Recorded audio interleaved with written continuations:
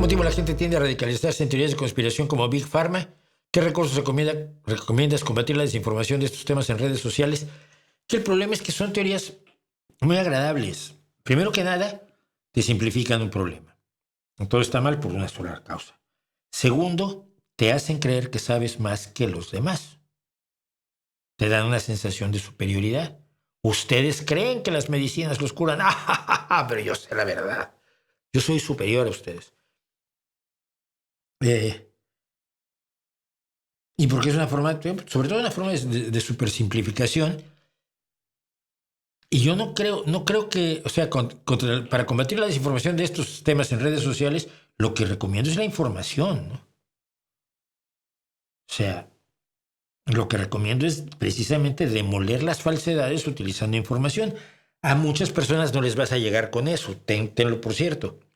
Pero algunas personas sí se van a enterar, van a entender que estaban viendo las cosas de una manera incorrecta por falta de datos. Todas las teorías de la conspiración perviven en un mar de incertidumbre, en un mar de falta de datos incompletos. Cuando das los datos completos, las cosas no parecen tan sencillas. Yo creo que en el caso del Big Pharma es muy importante decirlo. ¿Las farmacéuticas existen para hacer negocios? Sí. Y la tienda de dulces de mi tía Panchita también. ¿Nos quieren mantener enfermos? Pues no hay ningún indicio de que parezca que nos quieran mantener enfermos. Pero es que luego no invierten en ciertas cosas. Es cierto. Las farmacéuticas invierten en el tipo de medicamentos o enfermedades que les pueden resultar más rentables.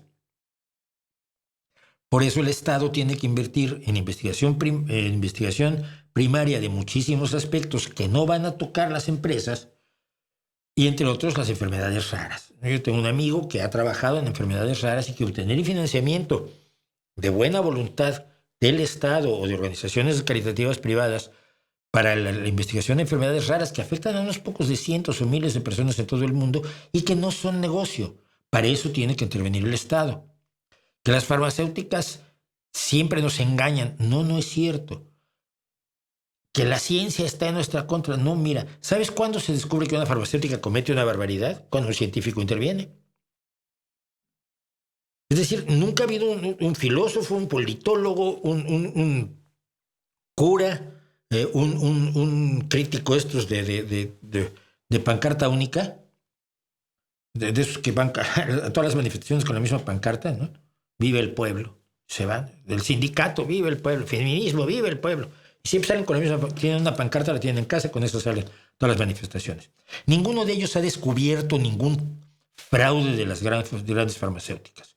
Quienes han descubierto las atrocidades de las grandes farmacéuticas o los errores, como en el caso de la talidomida, lo he contado mucho aquí, ya hemos tenido aquí en mi vídeo sobre la mujer que impidió que la talidomida entrara en Estados Unidos, que se comercializara en Estados Unidos. Pero ella era una microbióloga que se dio cuenta que faltaban estudios, que en Europa no se dieron cuenta que faltaban estudios y en Europa se vendió ese medicamento.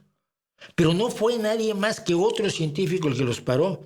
Hubo otro científico el que dijo, oye, este medicamento no es tan bueno porque tiene estas otras efectos secundarios. Es más, los protocolos de los medicamentos ya aprobados implican que constantemente los médicos de todo el mundo informen de problemas que tengan sus pacientes cuando toman tal medicamento. Puede que tengan que ver con el medicamento o puede que no. Cuando tú tienes una gran cantidad de datos, Big Data, al respecto puedes ver que quizás hay ciertas tendencias que te dicen que hay un efecto secundario que no habías detectado, pero eso no lo hacen los politólogos, ni los militantes, ni los conspiranoicos. Lo hacen otros científicos. Y esos datos, Carlos, son los que creo que tenemos que difundir en las redes sociales y peleando con el tío Paco, que es muy buena persona, hasta que se pone a hablar de los chemtrails.